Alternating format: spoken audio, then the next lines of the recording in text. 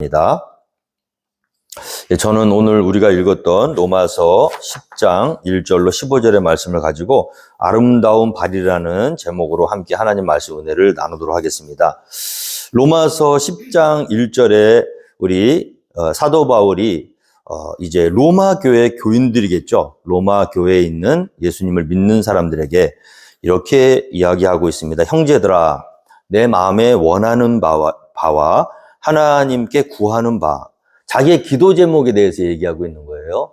사도 바울이 이제 로마 교회 교인들에게 내가 소원하는 것, 그리고 자기가 소원하는 것을 하나님께 계속 기도하는 것, 그 기도 제목은 무엇인가, 그 내용에 대해서 이야기하고 있습니다. 그래서 우리 성도님들이 기도를 많이 하시는데 성숙한 성도의 기도 제목은 하나님의 마음과 합해야 될 줄로 믿습니다. 그러니까 우리의 욕심, 우리의 필요를 위해서 기도하는 것도 필요는 해요. 그것도 거절하시지는 않을 겁니다. 그런데 믿음이 깊어가고 또 점점 더 하나님과 합일되는 그런 쪽으로 이렇게 믿음의 방향에 나아가는 사람들은 점점 더 자기 것에서부터 벗어나서 하나님의 것을 구하는 그런 기도를 해야 될 줄로 믿습니다. 우리 교회는 어떤 기도를 하고 계신가요? 여러분들은 각자 어떤 기도 하시나요? 새벽마다 저는 이 교회에 나와서 예전에는 그랬던 것 같아요. 하나님, 우리 교회 부흥시켜 주시옵소서. 막 그런 사람들도 많고 막 내 목회도 좀 잘 되게 해주세요.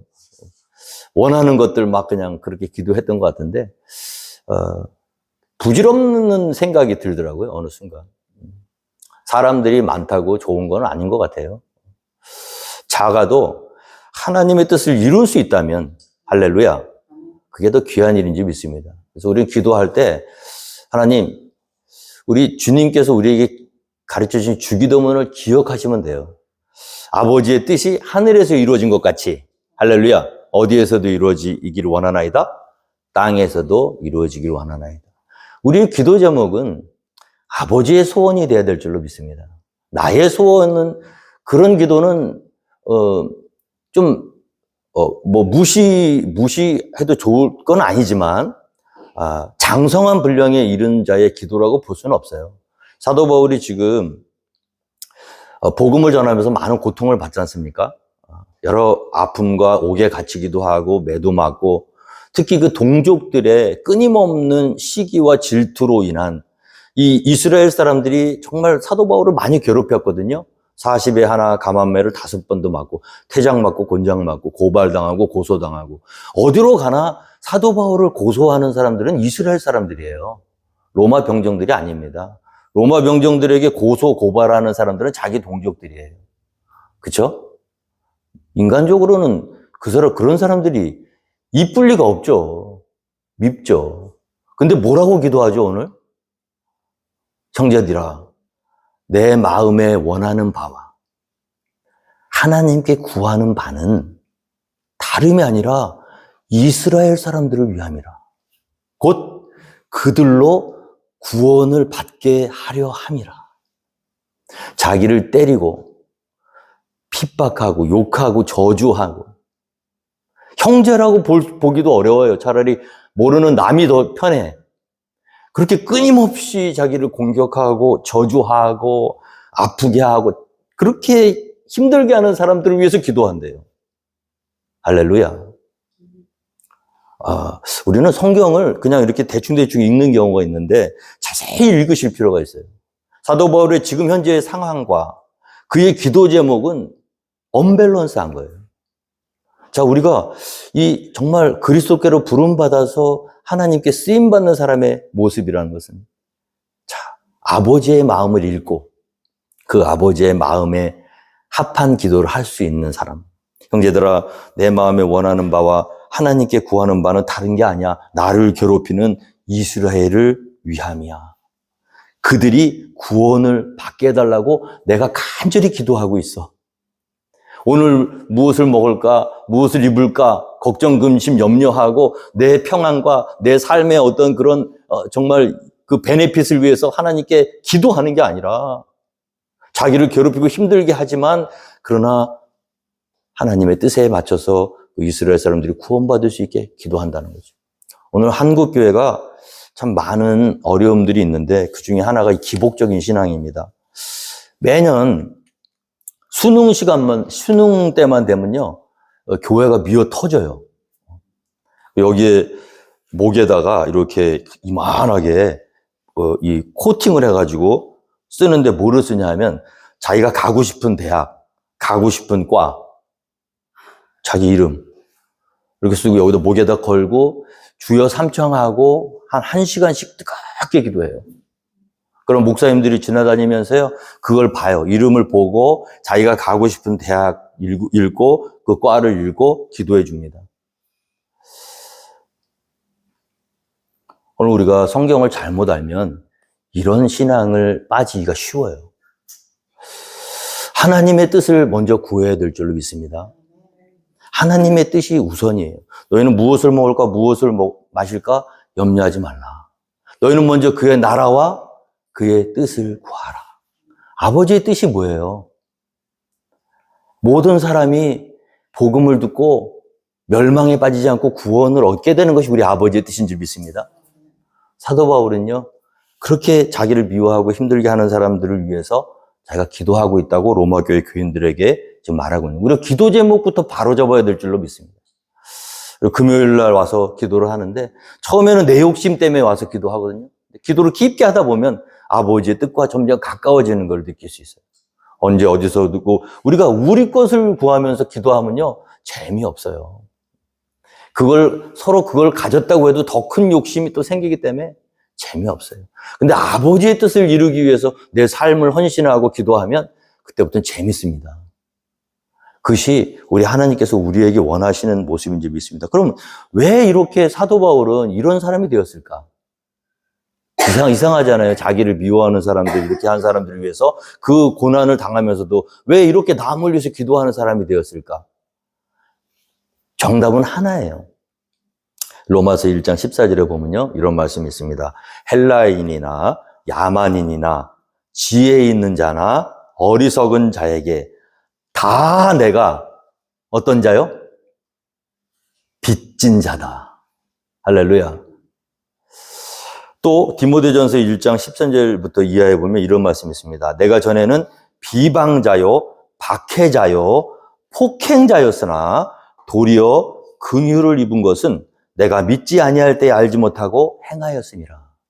자기를 폭행하고 자기를 비방하고 자기를 박해하는 이스라엘 사람들을 위해서 기도할 수 있었던 이유는요, 자기가 예전에 그런 사람이었기 때문에 그래요.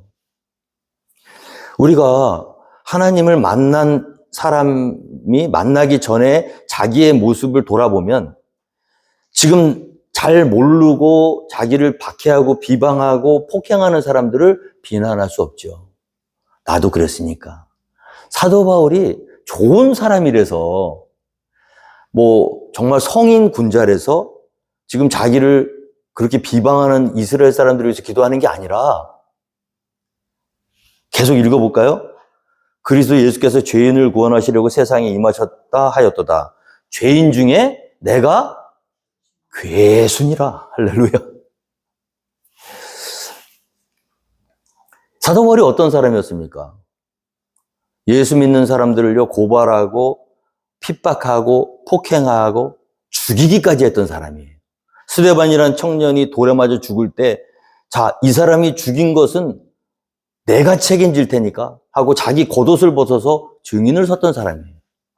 자기 과거예요. 근데 그때 어땠죠? 그때 내가 믿지 아니할 때 알지 못하고 행하였다. 사람이 모르면 이렇게 됩니다. 지금 자기를 핍박하는 사람들 미워할 수가 없는 거예요. 왜? 모르니까 그러는 거잖아. 나도 그랬잖아요. 우리가 예수 안 믿는 사람들에게 예수를 전했을 때 그 사람이 우리에게 비방하고 핍박하고 뭔가 막 이렇게 박해를 하면 우리가 그 사람들을 이해할 수밖에 없는 것은 뭐냐면, 나도 내가 예전에 그랬는데 니들보다는 내가 심하면 심했지 덜하지는 않았어. 죄인들 중에 너희들도 죄인이지만 너희들 죄인들 중에 내가 뭐예요? 내가 괴수야. 그러니까 어떻게 이 빚진 자의 심정이 있었던 거예요. 빚진 자의 심정이 있으니까 어떻습니까? 모든 사람에게 대해서 권리가 없는 거예요. 그냥 어떡하죠? 그럼 나를 왜 구원해 주셨는가? 하나님이 이 악한 사람 중에서 가장 악한 나를 왜 구원해 주셨는가? 자, 그러나 내가 긍휼을 입은 까닭은 예수 그리스도께서 내게 먼저 일체 오래 참으심을 보이사 후에 주를 믿어 영생 얻는 자들에게 본이 되게 하려 하심이라. 할렐루야. 왜 사도 바울이 이렇게 스데반 그 순결하고 그 아름다운 하나님의 사람을 돌로 때려 죽일 때 막 그냥 살기가 등등해서 그 믿는 자들을 핍박하고 죽였던 그 죄인 중에 괴수와 같은 사도 바울을 왜 살려주시고 왜 그를 은혜를 주셨는가? 그 이유는 다른 게 아니라 내게 먼저 일체 오래 참으심을 보이사 후에 내가 전하는 사람들이 주를 믿어 영생 얻는 자들에게 본이 되게 하려 하십니다. 그 사도 바울 입장에서는요, 아무리 악한 사람이 있다고 해도 그 사람은 어떤 사람이에요? 나보다는 나은 사람이에요. 할렐루야. 그러니까 어떻게 되죠? 자연히 겸손할 수밖에 없죠. 우리가 이 믿음을 가져야 될 줄로 믿습니다. 저는 목회하면서 예전에는 잘 모를 때는 그랬어요. 막 자꾸 정죄하고 판단하고 비판하고 그랬어요. 근데 목회를 하면 할수록 계속 하나님 앞에 이렇게 가까이 가면 가까이 갈수록 뭐가 보이냐 하면요, 나의 허물만 보이더라고요. 처음에는 굉장히 그래도 그나마 괜찮은 사람인 줄 알았는데 밝은 빛 대신 주님 앞에 점점 더 가까이 주님과 가까운 교제 가운데 나아가니까 점점 더 그 예전에는 아무렇지도 않게 지나가고 넘어갔던 것들이 밝은 빛 가운데서 점점 더 드러나니까요. 가까워지면 더 성숙해져야 되는데 가까워질수록 나의 허물만 나오는 거예요.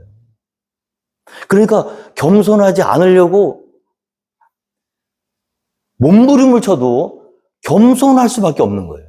겸손해질 수밖에 없는 거예요. 성숙한 그리스도인들의 특징입니다. 남 정죄 잘하고요. 허물 잘 이렇게 이야기하는 사람들은 아직 연약해서 그래요. 다른 거 아니에요. 하나님 밝은 빛 가운데 가면 갈수록 끔찍한 자기의 모습이 드러나기 때문에 나는 그래도 죄인은 맞는데 그래도 죄인의 쫄자였는 줄 알았는데 알고 봤더니 중간 보스 정도는 되더라. 근데 나중에 노후로 갈수록 아니야, 내가 괴수였어. 너희들은 나에 비하면 아무것도 아니야. 그러니까 어떻게 돼요? 사랑이 생길 수밖에 없지. 그렇게 자기를 욕하고 핍박하고 그러는데도 그 사람들이 귀여워 보이는 거야, 그냥. 안타까워 보이고. 나 같은 사람도 구원하셨어. 괜찮아. 목사님, 저는 교회 못 다녀요. 집사님, 내가 어떻게 살았는지 몰라서 나보러 자꾸 교회 오라 그러고 예수 믿으라 그러지. 집사님, 저는 안 돼요. 괜찮아. 죄를 얼마나 적게 해. 민증 한번 까볼까? 내가 아마 자매님보다 모르긴 몰랐어도 몇 배는 더 졌을걸? 괜찮아. 우리 하나님 그런 하나님 아니야. 할렐루야. 오늘 이 짧은 한 구절에 사도 바울이 이렇게 고백할 수밖에 없었던 건 자기 과거에 있기 때문이에요. 우리가 왜 자꾸 남을 판단하고, 왜 자꾸 컴플레인하고, 왜 자꾸 감사를 잃어갑니까? 과거의 모습을 자꾸 까먹기 때문이에요. 주님 앞에 늘 우리는 우리 자신을 바로 세워야 될 줄로 믿습니다. 하나님 앞에 밝은 빛 가운데 우리가 서는 순간 우리는 작아질 수밖에 없는 거예요. 그렇게 하고 주님의 뜻에 맞춰서 주님의 기뻐하시는 일들을 감당할 수 있는 그런 사람이 되기를 주님으로 축원드립니다. 자, 이 유대인들이 잘못하는 것은 무엇입니까? 2절 말씀해 보니까 내가 증언하노니 그들이 하나님께 열심히 있으나 올바른 지식을 따른 것이 아니니라. 그렇죠? 유대인들처럼 열심히 있었던 사람들이 어디 있어요? 자기도 과거에 그랬잖아요. 왜 그렇게 공문장을 받아가지고 예수 믿는 사람들을 잡아 죽이려고 먼 나라까지 출장까지 다니면서 그 일을 했겠어요? 하나님 앞에서 잘 살아보려고 그랬던 거예요. 하나님의 율법을 잘 지키고 하나님의 의를 이루어 보려고 그렇게 했던 거예요. 그런데 문제가 있었습니다. 열심만 갖고 신앙생활이 되는 거는 아니더라. 우리가 열심히 하기 전에 더 중요한 게 뭡니까? 바른 디렉션을 가져야 돼요. 내가 어떤 방향으로 나아가고 있는지, 어디로 향해서 가야 되는지가 먼저예요. 그리고 나서 열심을 내야지. 그 목표를 잘못 잡고 열심을 내면은 어떤 일이 벌어집니까? 엄한 사람만 죽어나더라. 얼마나 많은 사람을 죽였어요, 사도 바울이. 유대인들이 지금 얼마나 많은 사람들 죽이고 있어요. 그러면서도 어떻게 생각해요? 자기는 하나님 앞에 열심을 다해서 하나님을 섬긴다고 생각하고 있어요. 근데 사도 바울이 보니까 자기가 옛날에 그랬던 것처럼 유대인들도 열심은 있는 건 인정한다. 그런데 그들이 뭐를 몰라요? 올바른 지식을 따른 것이 아닙니다. 그래서 올바른 지식을 따르지 않고 내는 열심보다 위험한 게 없어요. 막 뭘 하려고 하는 사람들 있잖아요. 그냥 열심히 하려고 하는 사람들. 위험합니다. 내가 뭔가 하기 전에 하나님 앞에서 바로 서 있는 거가 먼저 점검돼야 될 줄로 모릅니다. 그들이 몰랐던 거는 뭡니까? 3절 말씀에 보니까 하나님의 의를 모르고 자기 의를 세우려고 힘써 하나님의 의에 복종하지 아니하였느니라. 인간의 의는요, 정말 보잘것없습니다. 우리가 신앙생활을 이렇게 하면 자기 의를 세우려는 사람들이 특징이 있어요. 그 사람들은 무섭습니다. 자유함이 없어요. 그래서 신앙생활을 잘 하는 것처럼 보이지만 자유와 평안이 그 안에 없는 거예요. 내가 했기 때문에. 나의 의는요, 멋있어 보이지만 그것은 완전한 평강을 우리에게 가져다 주지 못합니다. 하나님의 의를 아셔야 돼요. 이 하나님의 의를 모르고 자기 의를 세우려고 하나님의 의와 자기 의가 상충하는 거예요. 그래서 하나님의 의를 따라야 되는데 그걸 모르니까 자기 의를 세우려고 힘써 하나님의 의에 복종하지 않는 모습. 이것이 유대인들 가운데 있었다는 거죠. 오늘 우리의 신앙생활을 한번 잘 돌아볼 필요가 있습니다. 우리가 지금 하나님의 의를 세우고 있는가 아니면 나의 의를 세우고 있는가. 그 하나님의 의와 자기 의는 같이 갈 수가 없어요. 자기 의를 세우는 사람들은 마음의 평안과 프라우드도 있고 좀 안심도 있고 그래요. 멋있어 보여요. 뭔가 사람들로 하여금 뭔가 무슨 큰 일을 한 것처럼 보여요. 그게 자기 의예요. 하나님의 의는요, 우리 것이 하나도 드러나지 않아요. 그래서 사람들 앞에서 내세울 게 없어. 하나님의 의가 커질수록 우리는 작아지는 거예요. 자기 의가 커질수록 하나님은 점점 희미해집니다. 오늘 우리 신앙생활 가운데서 우리가 하나님의 의를 따르고 있는가, 나 자신의 의를 따르고 있는가를 잘 생각하셔야 될 줄로 믿습니다. 자, 하나님의 의는 다른 게 아니라 4절 말씀에 보니까 그리스도다. 그리스도는 모든 믿는 자에게 의를 이루기 위하여 율법의 마침이 되시니라. 자기 의는 율법이고요. 하나님의 의는 그리스도예요. 자, 율법적인 신앙생활을 하는 사람은 자기 의를 세우려고 하는 사람이고 하나님의 의를 따르는 사람은 그리스도를 믿는 사람들입니다. 5절 말씀에도 계속 보면요. 모세가 기록하되 율법으로 말미암는 의를 행하는 사람은 그 의로 살리라 하였거니와. 이 말씀은 어디에 있는 말씀입니까? 레위기 18장 5절에 있는 말씀입니다. 너희는 내 규례와 법도를 지키라. 사람이 이를 행하면 그로 말미암아 살리라. 나는 여호와이니라. 이것이 율법의 의예요. 자, 믿음으로 이 모세가 기록하되 율법으로 말미암는 의를 행하는 사람은 그 의로 살리라 하였거니와. 자, 그런데 이 율법, 하나님이 주신 이 율법의 의를 이루려고 하는 사람은 그 의를 이루면 그 의를 말미암아 사는데, 그런데 문제는 뭐예요? 우리 죄악으로 타락된 인간은 우리의 죄성 때문에 하나님이 주신 그 율법의 의를 완전하게, 온전하게 이룰 수 있는 능력이 없는 존재라는 게 문제예요. 성경은 구약 성경부터 신약 성경까지 다 그 말씀입니다. 어떤 사람들은 내가 그 하나님의 의를 이룰 수 있다고 생각하는 사람들이 있어요. 그런 사람들이 유대인들이었어요. 과거의 사도 바울이었어요. 그래서 그런 사람들의 특징은 거룩한 삶을 추구하고 거룩하게 살려고 무지하게 애를 쓰고 실제로 그렇게 살고 어느 정도는 율법에 가까이 살고 있었던 사람들이 유대인들이고 바리새인들이었다. 오늘 우리 교회 안에서 본다 그러면 우리는 바리새인도 아니고 유대인도 아니지만 이 율법의 의를 이루고자 율법적인 신앙생활 안에서 갇혀서 그와 같은 수준에서 신앙생활하는 사람들이 있다는 거예요. 갈라디아서 3장 10절부터 보면 이런 말씀이 있습니다. 무릇 율법 행위에 속한 자들은 저주 아래에 있나니 기록된 바 누구든지 율법책에 기록된 대로 모든 일을 항상 행하지 아니하는 자는 저주 아래에 있는 자라 하였습니다. 율법이 수백 가지의 그 율법이 있는데 그 율법의 의를 완벽하게 이루려면 그 중에 단 한 가지라도 실패하면 안 돼요. 그러니까 눈을 부릅뜨고 정신을 바싹 긴장하고 아주 최고로 이 텐션을 올려가지고 정말 아주 긴장한 채로 하루하루 살다가 나도 모르는 사이에 실수로 말 한마디를 잘못했거나 뭐 눈을 한번 잘못 올렸거나 그러면 그 전까지 쌓았던 모든 게 다 와르르 다 무너지는 거예요. 자, 우리 주님께서 우리에게 뭐라고 하셨죠? 수고하고 무거운 짐진 자들아 다 내게로 오라. 내가 너희를 어떻게 하리라? 쉬게 하리라. 나의 몽에는 쉽고 가볍다. 내게 와서 나는 마음이 온유하고 겸손하니 내게로 와서 나의 멍에를 메고 내게 배우라. 그리하면 너희가 쉼을 얻으리라 그랬잖아요.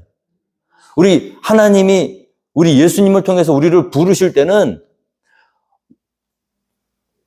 더 무거운 짐을 우리에게 얹어서 일순간도 긴장을 놓지 않고 바싹 긴장하고 온전히 정신을 집중해서 하나님의 그 뜻대로 살도록 막 죽을 때까지 막 집중해서 그렇게 살으라고 부르신 게 아니라는 거예요. 근데 율법의 의를 쫓아가는 사람들은요, 그렇게 긴장하지 않으면 실패합니다. 긴장을 했어도 실패할 수밖에 없어요.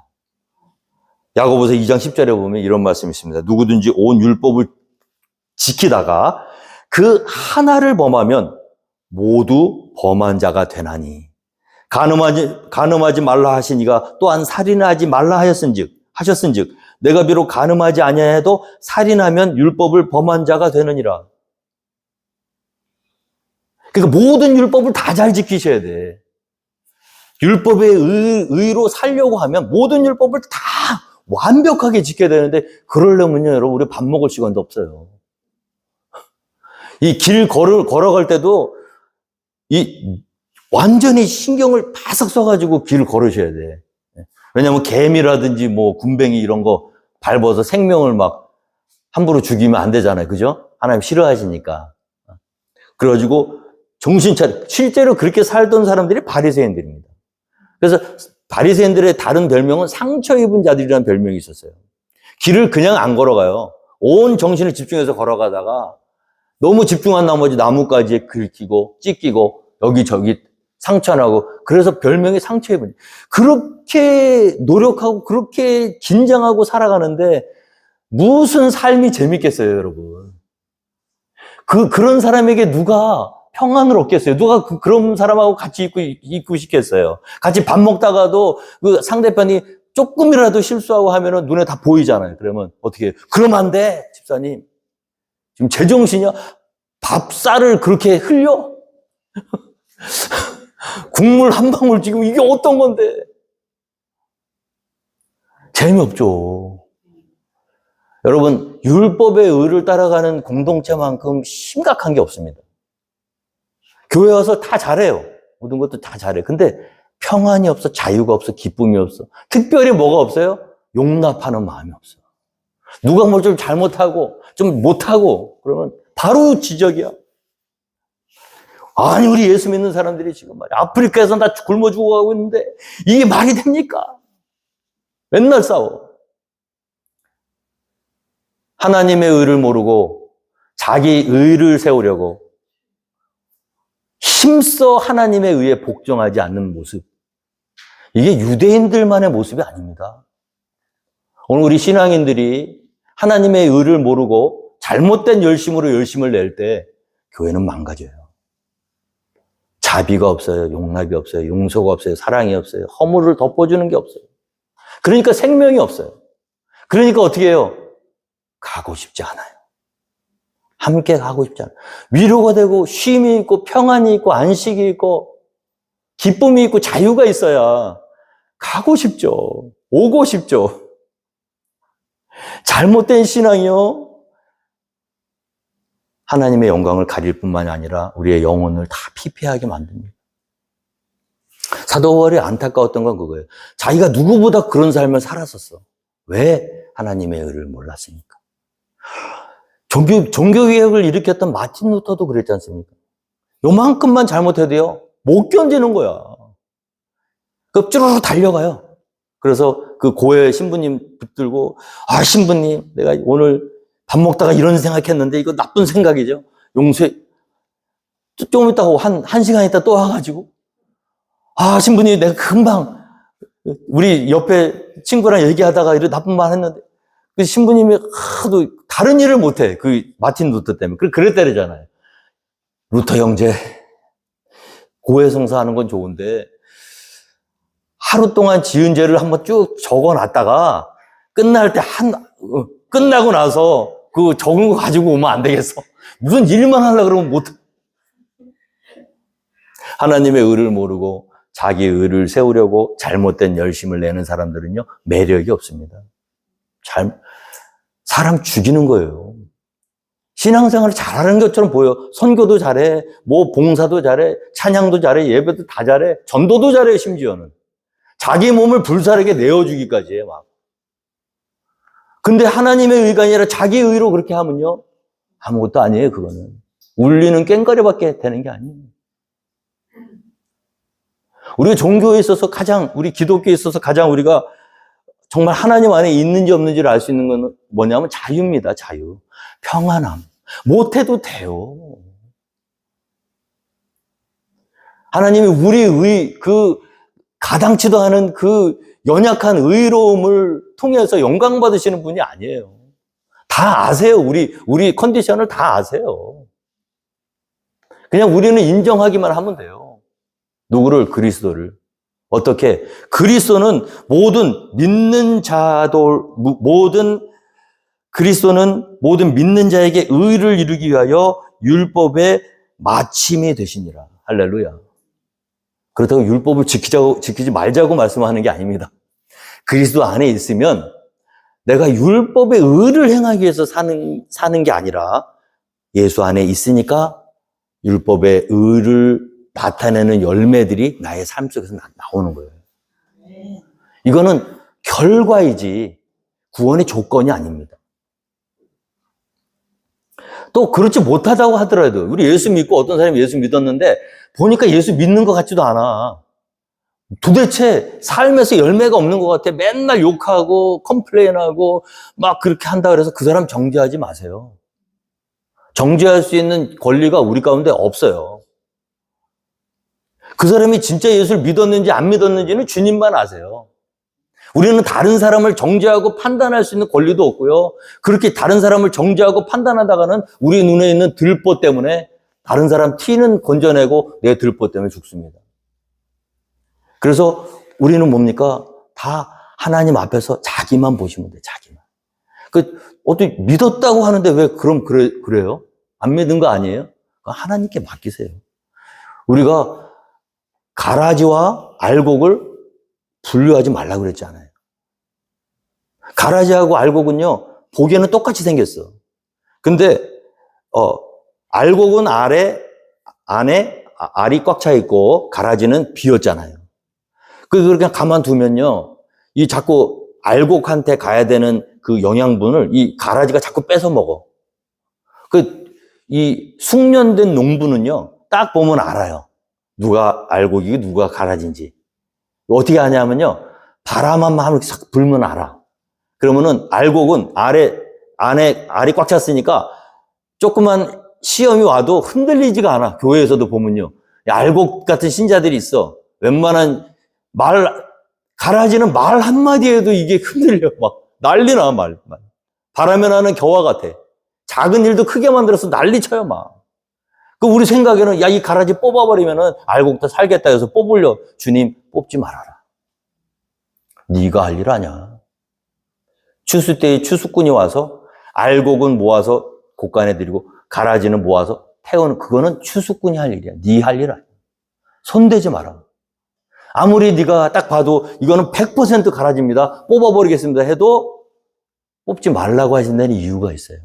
왜냐면요, 아주 가끔씩 가라지처럼 보이는데 가라지가 아니라 알곡인데 그게 믿음이 너무 적어가지고 있는 듯 없는 듯 보이는 사람이 있어요. 그러니까 어때? 있으나 없으나 이 없는 것처럼 막 흔들려. 그런데 있어. 그 안에 믿음의 씨가요. 너무 작아서 그러는 거지. 연약해서. 근데 이게 시간이 지나면 자랄 거 아니에요. 지금은 작지만, 겨자씨만한 믿음이지만 나중에 자라면 창대하게 될 거 아니에요. 자라는 시간을 하나님께서 그에게 허락하셨는데 우리가 무슨 권리로 그걸 잘라버립니까? 잘랐다고 어떻게 하시려고, 나중에. 그래서 교회 안에는요, 가라지처럼 보이는 사람들을 참으실 수 있어야 돼.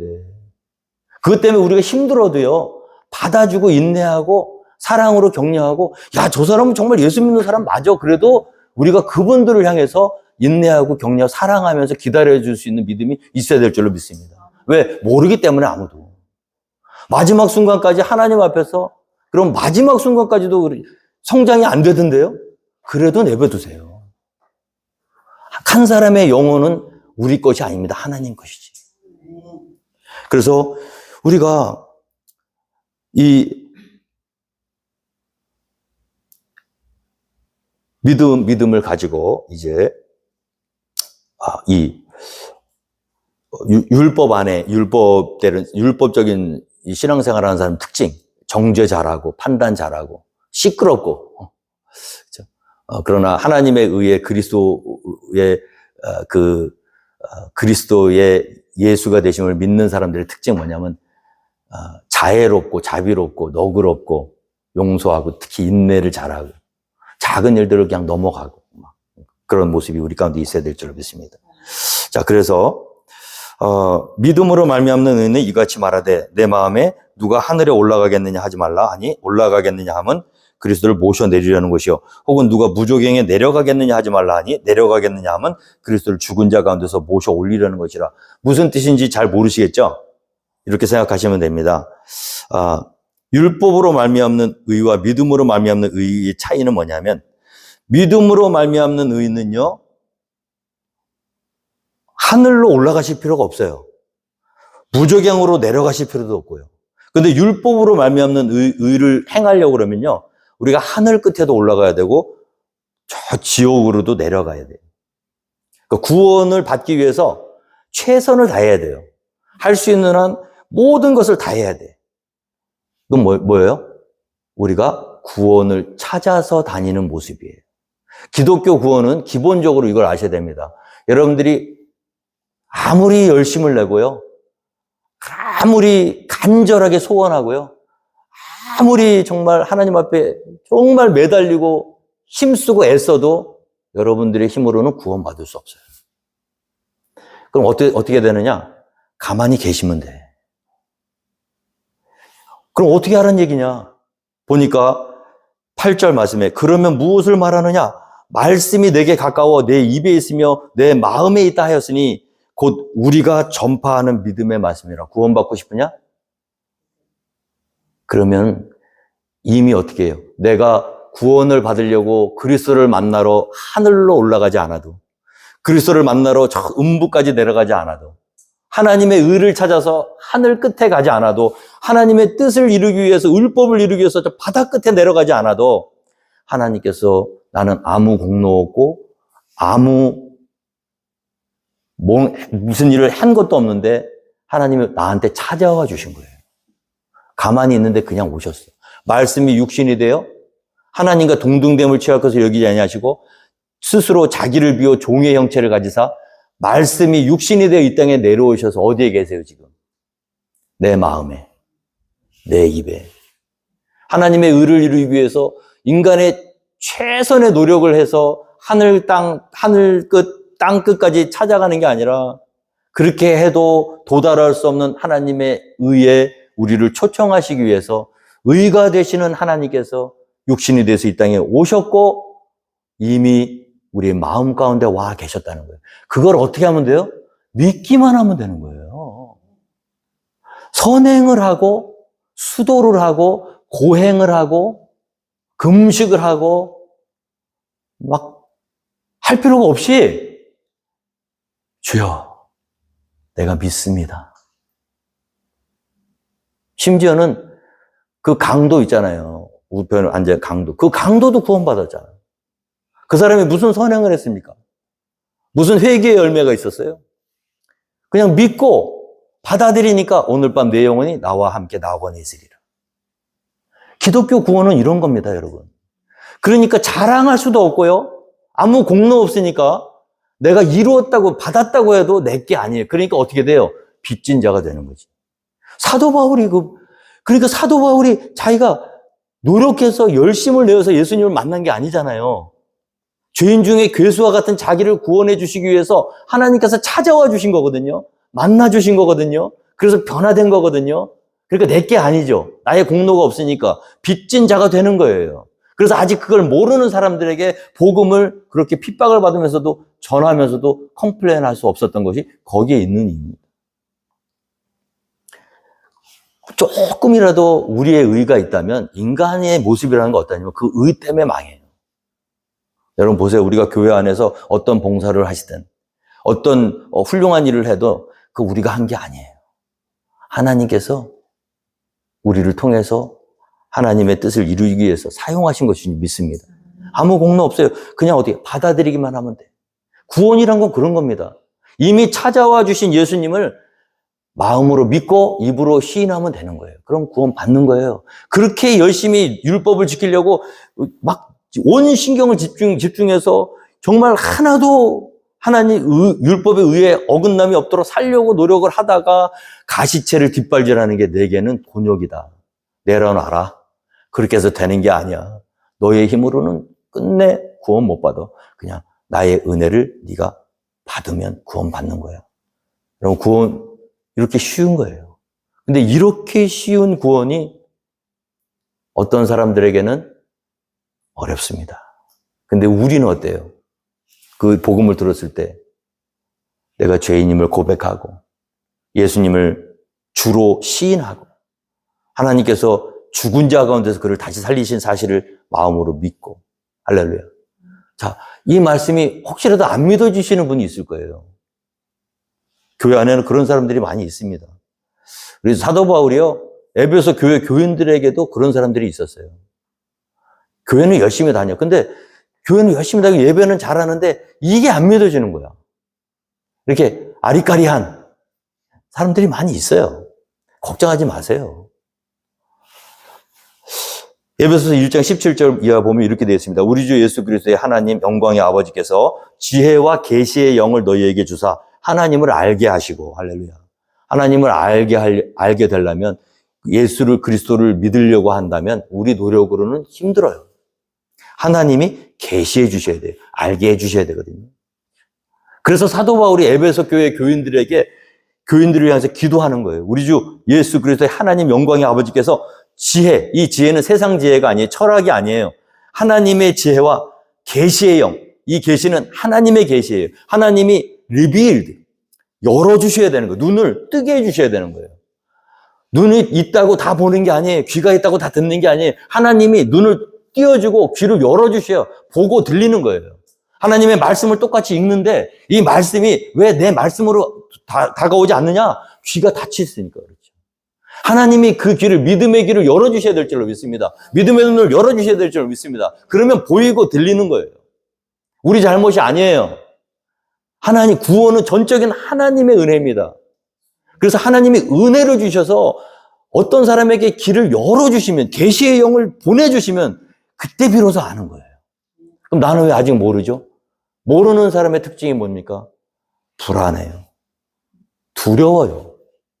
자유가 없어요. 근데 이 천국을 보고 듣고 소유한 사람은요, 결정적인 순간에 두려움이 없습니다. 오늘 이 탁경구 선교사님 보세요. 지금 난리 났거든요. 태풍의 눈 같아, 거기가. 그 소나피 공단이 지금 온통 아이티를 휩쓸어가는 태풍 그 한가운데 있는데요, 지금. 포트프랑스 한가운데. 근데 거기는 평안해요, 지금. 오늘 아침에 10명이 모여가지고 거기서 예배 드렸어요. 다 떠나고 다 도망가는데 마지막에 보면 알아요. 누가 이 계시의 영을, 진리를 알고 있는 자인지, 누가 그리스도가 나의 주시고 하나님이 그를 죽은 자 가운데서 다시 살리셨고 나도 그와 함께 썩지 않을 몸으로 예수 그리스도와 함께 부활할 신앙을 가지고 있는 사람인지, 누가 그 사람인지 어떻게 아느냐? 남아있는 자 보면 알아요. 남아있는 자. 우리가 지금 핍박이 없으니까 누가 누군지 모르지. 다 죽이고 다 잡아가겠다는데 평안함을 가지고 그 안에 있는 것 부활 신앙밖에는 이걸 이해할 수가 없는 거예요. 오늘 그래서 우리가 믿음 생활하는 게, 미국에서 믿음 생활하는 게 훨씬 힘든 이유가 거기 있어요. 왜냐하면 내가 정말 진정한 믿음을 가지고 있는지 아닌지 모르니까 다. 그건 언제 드러나요? 핍박이 임할 때 드러나는 거예요.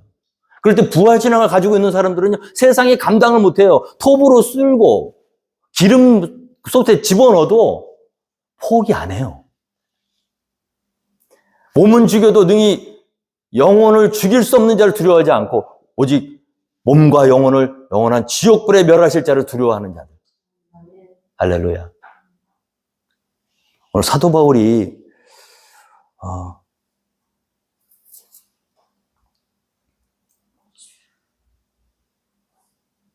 믿기만 하면, 오늘 해석 아니에요. 근데 안 믿어지면 어떻게 해? 기도해야지. 방법이 없어요. 기도한다고 또 다 들어주는 것도 아니에요, 제가 보기에는. 그래도 우리가 할 수 있는 걸 기도밖에 없어. 보셔야 돼요. 들리셔야 돼요. 부활신앙, 죽은 지 사흘 만에 죽음에서 부활하신 주님을 만나셔야 돼요. 그러면 두려움이 없어지고 인생이 바뀝니다. 그리고 그때부터 진정한 자유와 기쁨이 우리의 삶을 이끌어가게 돼 있어요. 진리를 알지니 진리가 너희를 자유케 하리라. 그러니까 사도 바울이 간절히 기도하는 거. 예배소 교회 안에 교인들인데도 그 계시의 영을 반만 받은 사람들이 있었어요.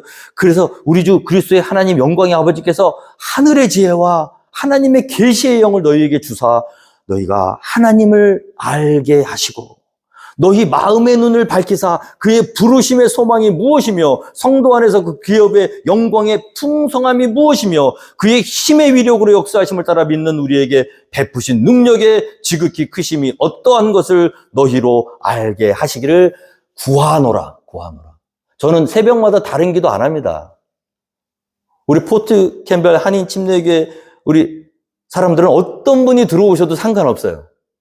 근데 일단 들어오셨다 하면 지금 에베소서 1장 17절부터 19절에 에베소 교회 교인들을 향해서 사도 바울이 했던 기도를 저는 하는 거예요. 하나님, 우리 성도들 마음의 눈을 열어주시옵소서. 계시의 영을 받게 해주시옵소서. 하나님의 그 힘의 위력과 그 영광의 풍성함이 어떠하심을, 그 능력의 지극히 크심이 어떠한 것을 우리로 알게 해주시옵소서. 가짜 믿음이 아니라 진정한 믿음으로 변화되어서 부활신앙을 가지고 떳떳하게, 감사하게, 기쁘게, 당당하게 살아갈 수 있도록 해달라고 기도하는 거예요. 몇 명이나 그 기도를 들으실지 모르지만 목사로서 제가 해야 될 일은 그거밖에 없습니다. 다른 거 없어요. 제가 여러분들을 위해서 해주면 뭘 얼마나 해주시겠어요? 저처럼 재주가 없는 사람이, 여러분들 한 명 한 명이 이 하늘의 영광의 풍성함을 깨닫게만 된다면, 할렐루야, 세상이 바뀌죠. 자, 이렇게 마음으로 믿고 싶어도 못 믿는 사람들을 위해서 우리가 어떻게 합니까? 기도해야 되겠죠. 그리고 어떻게 합니까? 마지막으로, 자, 사람이 마음으로 믿어 의에 이르고 입으로 신하여 구원에 이르느니라. 성경에 이르되 누구든지 그를 믿는 자는 부끄러움을 당하지 아니하리라 하니 유대인이나 헬라인이나 차별이 없음이라. 한 분이신 주께서 모든 사람의 주가 되사 그를 부르는 모든 사람에게 부유하시도다. 13절, 누구든지 주의 이름을 부르는 자는 구원을 받으리라. 할렐루야. 믿으십니까, 여러분? 구원이 어렵지 않습니다. 이름을 부르시면 돼요. 주여! 오늘 아침에 우리 사모님 통해서 어떤 목사님의 그 간증을 들었는데 재밌더라고요.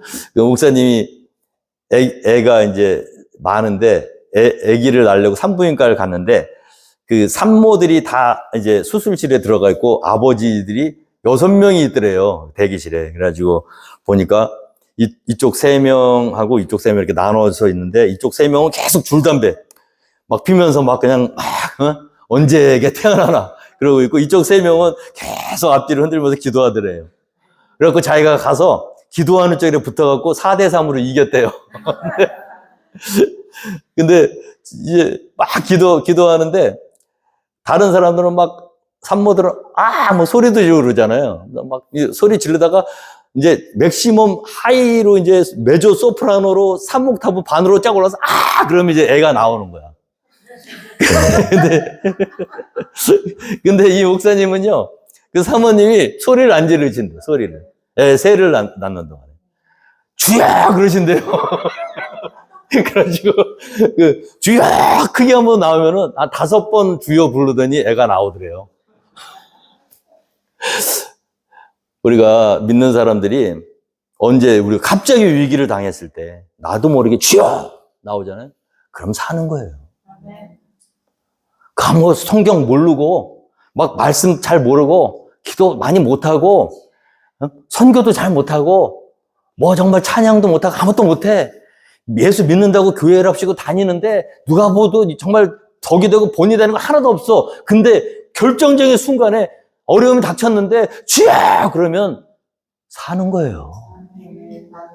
여러분들의 헌신이, 여러분들의 열심이, 여러분들의 아름다운 삶의 모습이 여러분들 살리는 게 아니라, 주여, 누구든지 주의 이름을 부르는 자는 살리라. 아무리 보잘것없고 아무리 아닌 것 같아도 그가 주의 이름을 부르면 삽니다. 그래서 어떻게 해야 돼요? 우리가 그럼 어떻게 해야 될까요? 마지막으로. 자, 하나님의 뜻이 어떤 뜻이라 그랬죠? 모든 사람이 복음을 듣고 멸망에 가지 않고 영생을 얻는 게 하나님의 뜻이라 그랬죠. 자, 하나님의 뜻을 우리가 이루기 위해서 우리가 해야 될 게 뭐냐 하면, 사람들로 하여금 주의 이름을 부르게 해서 그들도 우리처럼 살게 해야 될 거 아니에요. 그죠? 자, 그런 말씀을 통해서 14절 말씀이 뭐냐 하면, 그런즉 그들이 믿지 아니하는 일을 어찌 부르리요? 듣지도 못한 일을 어찌 믿으리요? 전파하는 자가 없이 어찌 들으리요? 자, 부르려면 어떻게 되죠? 들어야 돼요. 기독교 복음의 정수입니다. 자, 다른 종교와 타 종교와 우리의 차이점은 뭐냐면요, 타 종교는 아무것도 안 듣고도 구원에 이를 수 있다고 가르쳐요. 저 산속 깊은 곳에 가서 암자 혼자해서 병만 수행하면서 자기 내면을 깊이 성찰하고 고찰하고 수행하고 정말 묵상하면서 자기 속에 있는 진리를 끄집어내갖고, 그래서 내가 구원 받겠다고, 구원 받을 수 있다고 가르치는 것이 타 종교입니다. 그런데 우리 기독교는 아니에요. 듣기 전에는 구원 못 받습니다. 들어야 돼요. 외부로부터 들려야 돼요. 믿음은 들음에서 납니다. 듣지 않고 나 혼자 묵상해서 하나님의 뜻을 알 수가 없어요. 인간이, 죄악으로 타락한 인간은, 이 죄악으로 완전히 어그러진 인간은 자기 스스로 선한 것이 하나도 없기 때문에 스스로 묵상하고 스스로 성찰하고 스스로 자기를 되돌아보고 하나님의 진리를 찾을 수 없다는 거예요. 하나님의 거룩한 진리는 외부로부터 들려와야 됩니다. 그 이유 때문에 예수님이 오신 거예요. 만약에 우리가 스스로 우리 안에 있는 어떤 조금의 어떤 조그만한 어떤 이 소망이라도 있었다면 하나님의 아들이 굳이 인간이 되어서 이 땅에 오실 필요가 없습니다. 들려주시려 오신 거예요. 복음을 가지고 이 땅에 오셔서 가난한 자에게 복음을 전파하게 하시려고 이 땅에 내려오신 분이 예수님이십니다. 그 복음이 초대교회 예수님이 부활 승천하셔서 이 땅에 오셔서 그것이 예루살렘에 그것이 퍼졌고, 그 복음이 퍼져서 저와 여러분들 듣고 변화되고 하나님의 자녀가 될 수 있었던 거예요. 그리고 앞으로도 예수님이 다시 오실 때까지 하나님의 자녀들이 이 땅에 남아있는 하나님의 자녀들, 하나님의 교회가 해야 될 일은 뭐냐면 그 말씀 전하는 거예요. 다른 거 없어요. 이 약을, 하나님이 우리에게 주신 이 약을 나만 먹고 사는 게 아니라 이 약을 내가 먹고 살았으면 이거를 전해줘야 되는 거예요. 왜? 불러야 사니까. 주의 이름을 부르는 자는 구원을 받으리라. 그런즉 그들이 믿지 아니하는 일을 어찌 부르리요? 듣지도 못한 일을 어찌 믿으리요? 전파하는 자가 없이 어찌 들으리요? 교회가 해야 될 일이 뭡니까? 전파해야죠. 보내심을 받지 아니하였으면 어찌 전파하리요? 하나님의 뜻이 이 복음을 듣고 사람들이 살아나는 것인데 우리가 그 복음을 입을 닫고 있으면 살 길이 없는 거죠. 가장 큰 죄악입니다. 우리가 다른 거 할 때가 아니에요. 교회가 다른 건 다 못해도 한 가지는 해야 돼요. 그게 뭐죠? 말씀, 복음의 말씀을 전하는 거. 선교사님들 계시잖아요. 우리가 IT 못 가잖아요. 기도하고 물질로 섬기고 그 영혼에서 기도하고 함께 동역한 협력한 자가 되어서 복음의 협력자가 되어서 그 땅을 품고 기도하며 그 말씀이 더 원활하게 퍼질 수 있도록 모든 것으로 지원하고 함께 기도하며 아파하며 그 일을 해나가는 것이 하나님께서 우리에게 맡겨주신 사명인지 믿습니다. 오늘 저는 이 아침에 우리 하나님께서 우리에게 귀한 믿음을 주시고 다른 사람 알지 못하는 이 영적 비밀을 깨닫게 하셔서 구원으로 깨 하셨고 무엇보다도 자유와 평강과 기쁨으로 두려움 없이 세상을 살게 하셨.